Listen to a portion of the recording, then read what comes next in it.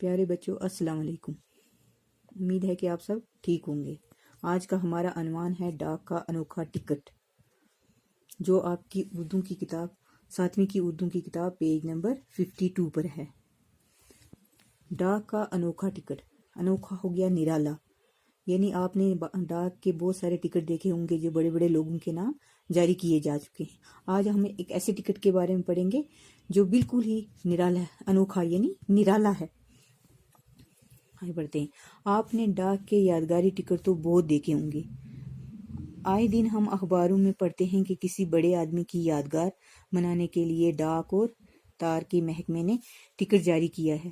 مہاتما گاندھی، جواہر لال نہرو، سردار پٹیل، مولانا آزاد، رفیع احمد کدوائی اور بہت سے دوسرے لیڈروں کے یادگاری ڈاک ٹکٹ جاری کیے جا چکے ہیں۔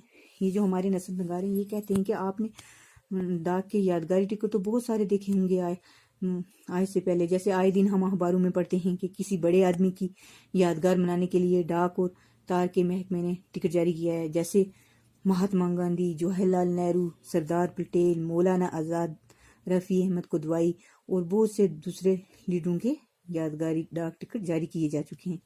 اور جیسے شاعروں میں اور ادیبوں میں میر ابائی، کالی داس، سورداس، رابندر ناتھ ٹیگور، غالب انیس، سر سید احمد خان، اقبال اور پریم چند۔